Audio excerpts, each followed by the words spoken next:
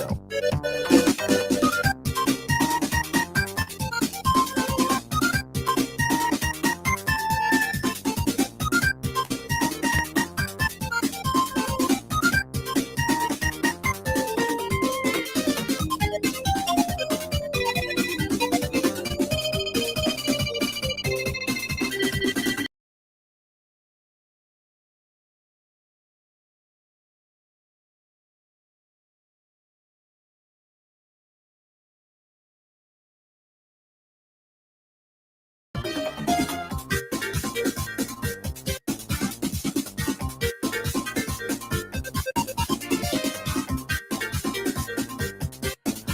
All right, yeah, we're going to get started here shortly. I'm using a whole new program. It's not doing exactly what I want.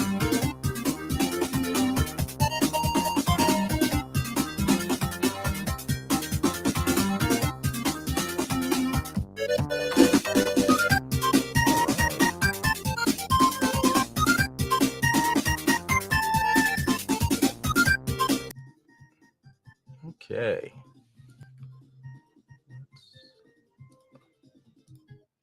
All right. Well, everyone, this is going to be a special episode and not too different, really. It's just I'm using a new live streaming software. Let's see if it's worth it. There's some limitations, using OBS. I can do so much with this. I can't, but do I need to? I don't know. Let's see how this goes and see if it's like so far. I can see the chat. Jim Kellogg, good to see you. Ultronymous. But it's not coming in through this program as it's supposed to. So, well, it's not a big deal. Yeah, no, I'm using Riverside FM instead of OBS. Originally, I was using OBS where I just customize everything pretty much from scratch. Riverside's supposed to make it seamless and easy. It's supposed to multi-stream easy, but as I went live, it said, oh, Twitch accidentally disconnected, and then you can't fix it unless you shut down the stream and do it again. But it goes to X, so I don't know. We'll see by the end of this if this was really worth it. But anyway, thanks for joining. This is the Blue Gamer Bluecast Morning Show. I'm your host, Adam Blue. Every morning, we'll dive into the latest video game news and what I've been getting into. But why? Why me? Well, I've been totally into video games for over 30 years. Love video games. Have covered it since late 90s, early 2000s as a hobby. Continue to this day. But yeah, let's get into it. So with this new software, let's see how cool we can make this look. Let's see. How about I now do the thing where I do a screen share. And bam. Okay. So we'll get to this in a second. Let me refresh this, but let me start with share this tab instead. Yeah, let's start with what I've been playing. So yesterday, and it's because I have that RG cube I showed off yesterday. I would show it off here, but I have it upstairs. That's what I like about it. It's just, anyway, it looks great, especially when you're playing like Game Boy Color games or any Game Boy game that you would play as Game Boy Color. Wow, and that's weird because I'm like looking at the stream, and for some reason, like it has me at the bottom of the thing, which that might not be a big deal, but let me try something real quick if I adjust this. Sorry, I'm doing this in real time. No, it just still looks like that. I don't know. I don't know what to think about all this.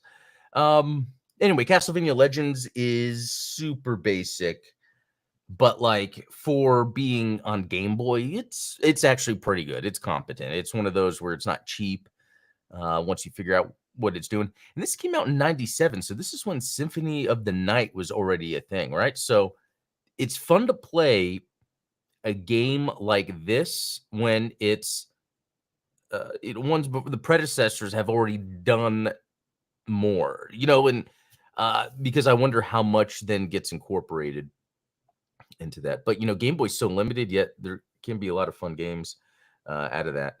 So let's see. We had that Metal Gear Solid. I didn't really play that. I was actually testing it, so I launched it. Alien vs. Predator. Playing some more of that because I was just trying to figure out how to get the achievements to work on that. So I never played this Alien vs Predator game on Game Boy, and in fact, I feel like that's something I would have got when I was younger. Maybe I didn't know it existed or something, or never saw it around. It's one of those things like maybe I see it in the magazine, but I don't see it ever at the store. Back when you can just order anything online. To be honest, I was really shocked by how the animation was in this Alien vs Predator game. It was actually pretty good for Game Boy.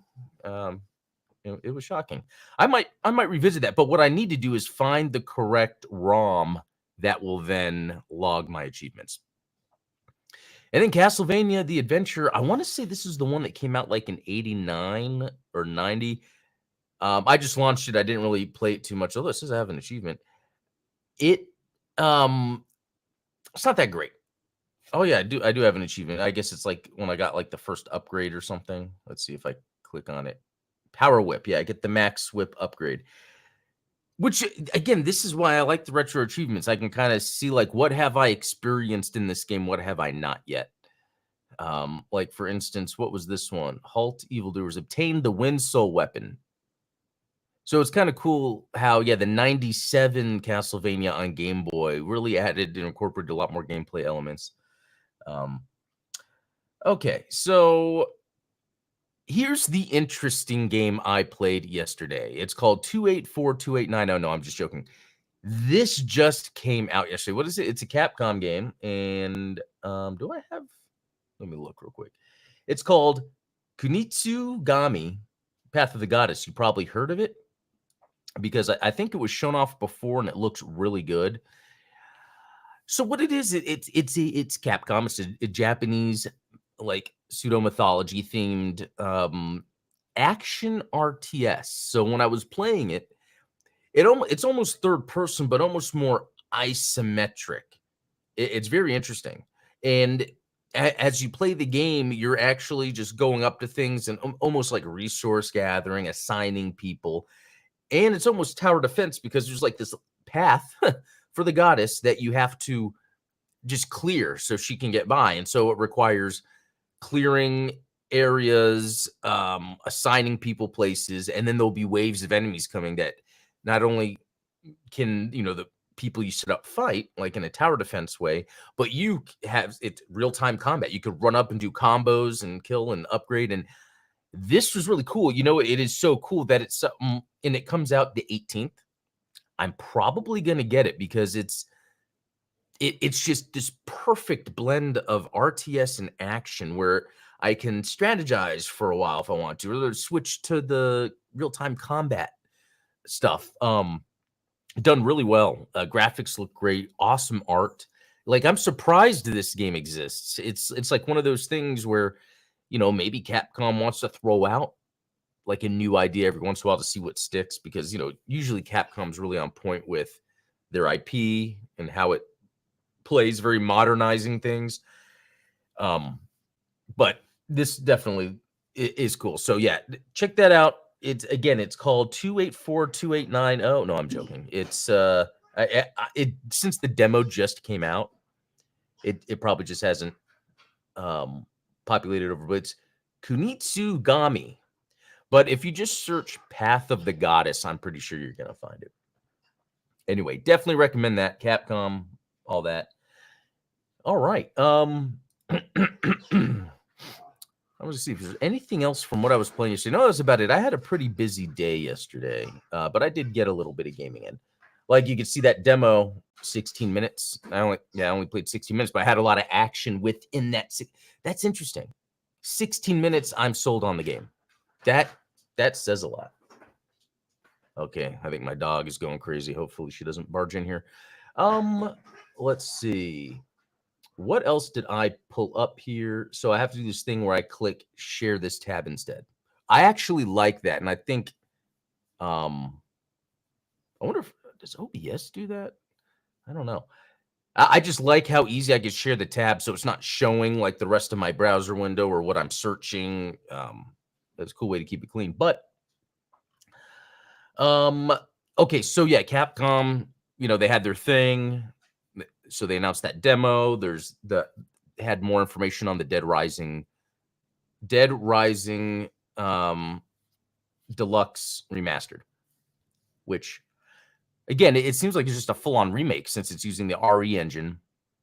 And there could be some quality of life changes. I haven't really dived much into that. But next Resident Evil game in development confirms Capcom, which I think there was already sort of teases, or not tease, leaks, rumors, I guess is the better term. But it makes sense. And most likely this will come out January or February. Okay, we're making a new Resident Evil. He said that it was really difficult to decide on what to do with his next project after 2017's Resident Evil 7. That's interesting. So it's like right after Resident Evil 7, did he start on this Resident Evil 9? So is that how it works? Because they like maybe have a team, work on one, then another. I mean, think of all the different directors Resident Evil games have had, yet they've kind of innovated consistently. Aside from Resident Evil 7 Biohazard, Nakanishi directed Resident Evil The Mercenaries 3D and Resident Evil Revelations. He briefly worked on 5 as a designer. All those are good. You know what? I'm a fan of 5. Revelations was great, and what they pulled off on The Mercenaries 3D was good. That's really cool. Anyway, just want to show this up because it's cool that we've got confirmation. And I don't know if they talked about a date. Oh, yeah, they'll be at Gamescom in August, Capcom. So they might have more information there, like when this new Resident Evil comes out. And how are they going to do the Resident Evil? I wonder do they launch it? Do they make them now first person? Do they make them third person? Do they make them where you have the option? Because that's what happened in Resident Evil 8. There's the option of first or third person. First is a lot more immersive, but then, a lot of modern games are popular in that third person perspective. Resident Evil 4 really killed it. And if they want to kind of emulate that success, but with a new story, I don't know. I'm really curious. Let me know what you guys think. Do you guys prefer first or third? I don't think I have a preference. I just think it depends on how the game is made. I remember I was playing Star Wars Battlefront 2. I played the heck out of that, the more recent one. And I was mainly playing third person. And then I was playing that game a whole effing ton. And then I went to first person. And I remember when I would be on the Camino map as a clone trooper, running down into the base on Camino or whatever. And then I remember someone was Grievous and they came out of nowhere. And I just remember tons of clone troopers with me on one side, the droids, and then Grievous coming on the other side. It was just those are just some moments in games that are hard to get because I was playing with people and there was an awesome moment. And General Grievous came at me. And what's neat about that Star Wars Battlefront is I had the dodge button, which I love. I feel like all games should have that. And they're pretty much incorporating it. But it's like in third person, if you're playing Battlefront 2 and you dodge, you can see your character kind of do a dodge roll to the side. In first person, the camera doesn't kind of roll, but you kind of see that little burst of movement. So anyway, Grievous was coming at me. He goes to swing, and I jump and dodged him and was shooting. It was amazing. I think I have it recorded too. I'm going to have to find that. And that might already be on the channel, but what was the point I was getting at? First or third person. Exactly. I had the option. I made it more immersive for me for a second, and I will always remember that memory of how fun that was. But I like the third person because you could see everything. I don't know. Okay. What was this other one I'm going to share here real quick? So this is from Bloomberg. Japan's game makers are bracing for survival brawl. Now, this is from Takashi Mochizuki. I cannot say I know that person, but because the name sounds Japanese and they're speaking about Japanese developers, it seems like it could be credible. Let's see. Where did I want to start this? While the global video games market keeps expanding, Japan's has stagnated, especially in the mobile arena. That's very interesting. That mobile is stagnating. I mean, maybe it can only get so big. An industry reliant on churning out new content has been stifled by soaring production costs and the explosion of alternative entertainment options. With a shrinking user base and more fragmented attention, studios are feeling the pressure. Call it the TikTok effect. Streaming services can offer endless torrents of amusing, interesting, or surprising videos produced by their millions of eager users. Game creators don't have the same luxury of self-generating content, and to stand out, they're finding they need the backing of a well-resourced partner. Sorry, there's like a fly flying around. Okay, a vision just came into my head of a future where you are scrolling, but it's different video games made by millions of people. And I wonder if it's where, the tools to make the games are going to end up being so much easier. I mean, right now, the fact that my son, he's 11 now, but when he was 10, he was making VR worlds in Unity and then hooking up like, just thinking another 10 years, how much easier it's going to be for anyone to just make a side scroller real quick on an app where, someone's like scrolling through their phone and then they're like, oh, that looks cool. A duck. That's a side scroller. And then they're just kind of then playing it, or, with the controller, you would then attach the way that normal people do it. And then, you would just scroll through and then play a game. Yeah, that's where I wonder if they're going to change vertical or horizontal. We were talking third person versus first person, but the real question is vertical or horizontal, right? But yeah, that would be neat if that's how like games would, come through. Like you could be like, that's okay, that's okay. Although I kind of don't like that because it's almost like that Netflix effect sometimes where there's so much content you can choose from that it's easy to just not choose something. And you could just miss stuff because you're not forced to watch something. It's almost like you can get yourself in your own echo chamber by having a selection of things to watch. You only watch exactly what you want, just thinking back when I was younger, when there was only certain things on TV and I would discover stuff I would normally never watch. It's really cool. Anyway, that was on topic, but an interesting aside. Okay. Sony Group Corp and Koei Tecmo Holdings Co. got into a 5.3 billion yen capital alliance with Akatsuki. Isn't that the name of a Gundam? Incorporated at the tail end of last year, which grants the two bigger firms significant chunks of the Tokyo Traded Games studio in exchange for their support and development and promotion. It's very interesting. So it's almost like Sony and Koei Tecmo are working together potentially. That's interesting. Smart development approach. Superstate Holdings KK and Gumiko, which works on adapting popular Japanese titles to overseas markets, announced a similar arrangement last week. Octopath Traveler developer Acquire was bought by Kadokawa Corp, which already has Elden Ring creator From Software in its portfolio. It's very interesting what is actually going on behind the scenes in Japan, because I remember when that whole thing with Elden Ring was going on, where there's a difference between where From Software is versus where their IP is. And that's interesting. What's going on with that? This is all in recognition of an impending moment of reckoning for one of Japan's signature industries. Downloads of smartphone games in the country were down to 460 million last year, 25% off their 2020 peak. But that's a COVID thing, right? According to market intelligence firm Sensor Tower, revenue is also falling. Yeah, it's maybe just, I would assume if they're talking about based on 2020 peak, I think the market is just normalizing. The trend suggests Japanese creators may need to welcome new owners for better or worse. Yuta Maeda, a senior vice president at major mobile game maker Gree Inc., said in a recent earnings call that the market has saturated and only a few big players would be allowed to survive. But that's only if the business is operating where there is a reliance on the shareholders.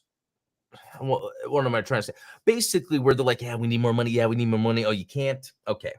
Instead of being like, okay, let's cut things. Let's make games for Nintendo's a good example. That's all I need to say.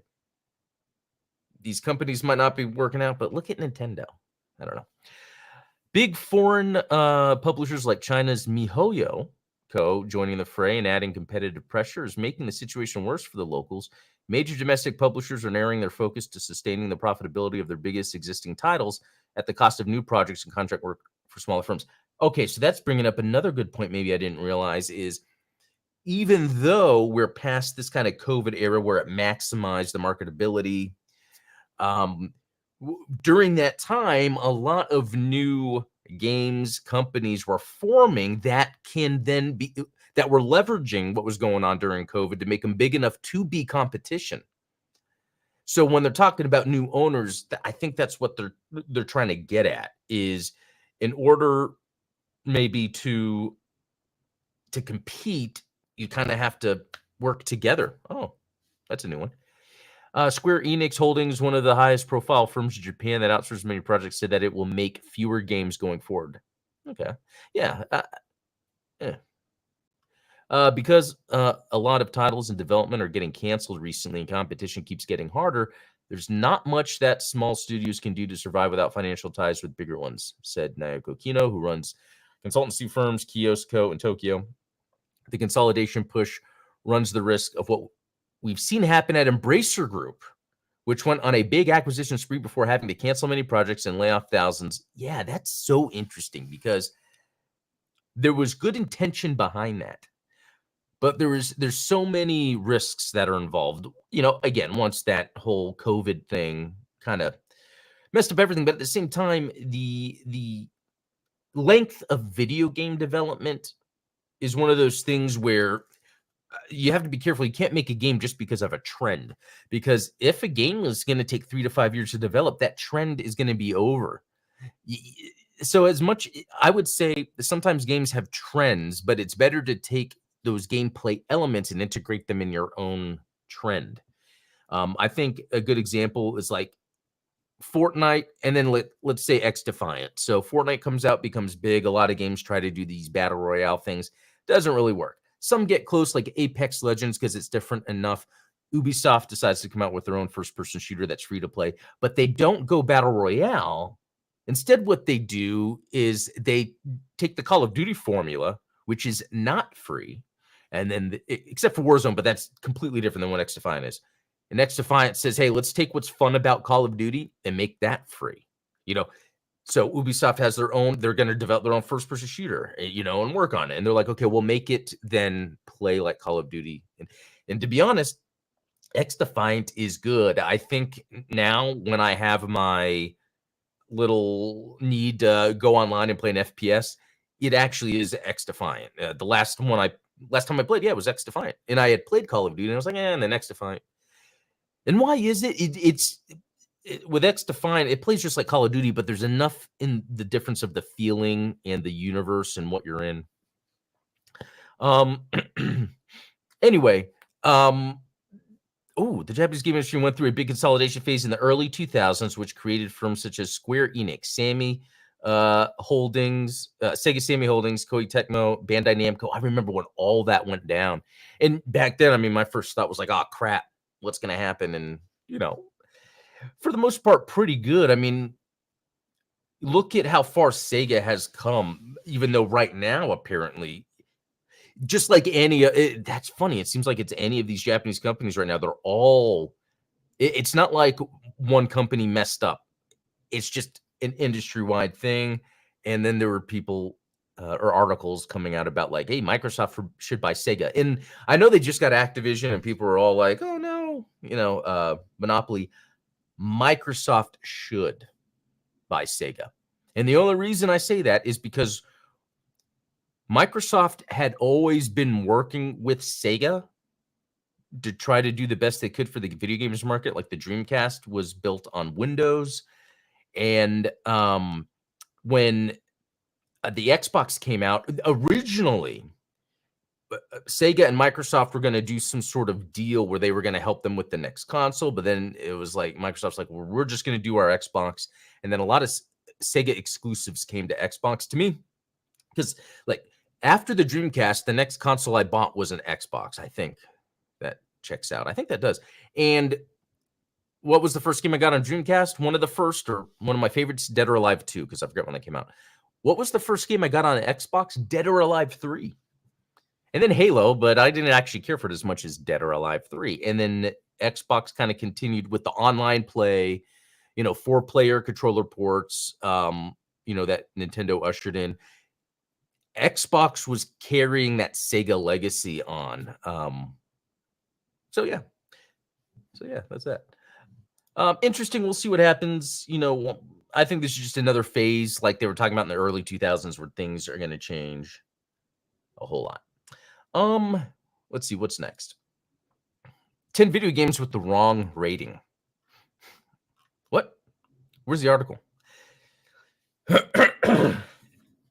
Don't tell me it's a video. Well, I'm not going to be watching a video. Wow, I didn't, because this is a neat idea, isn't it? Guys, I'm going to have to come back to this idea. I thought it was going to be an article with a whole bunch of things we could read together, but not. Okay. What is another one? Okay. If you could revive one video game franchise, which would it be and why? So let's look. Banjo-Kazooie, Turok, and Spyro are shown up here. Banjo-Kazooie makes sense. I really feel like that's another example. Xbox should be doubling down on something like this. Spyro, that is the word, isn't it? Toys for Bob. Microsoft owns that IP. Toys for Bob left Microsoft, but made a deal with Microsoft to make a game. You know, it's a way for Microsoft to keep people employed without having to lay them off when they can. It looks like they will. Yeah, for all the crap Microsoft gets, no one's like praising them for giving, like, when they've had to have developers leave, they still have a contract with them to work on something. All right, Sly Cooper, Earthworm Jim, Gothic. What are some other ones? I like the Turok here, but I don't know what you would do anymore. Turok games came out around a time when first-person shooters were newer-ish on console, so there's a lot of cool things you could do with FPSs. I think it's hard to do nowadays. Excuse me. But if they're talking about franchises to revive, it's Halo. I know, I'm joking. I'm not really. But that one really needs a revival. Resuscitation, maybe. I mean, for me, it's Castlevania. But that's the thing. There is one in the works right now. We just don't know what it is. Other than that, I don't know. I guess the revival, I should look at it in terms of gameplay. So I would say something like Siphon Filter, right?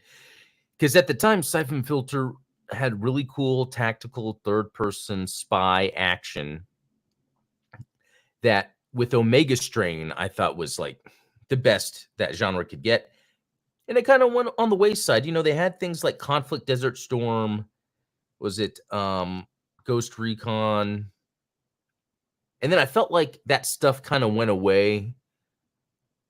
And I feel like it could go back. Like if you just look at a Souls-like, for instance. A Souls-like is like an action RPG that is difficult and requires planning. They could come out with these third-person shooters that play in that sort of same vein where it's really about when you die, you know, it's a big deal. You try not to die, you know. I think there's room for that. They could take like a Siphon Filter and do that, I think.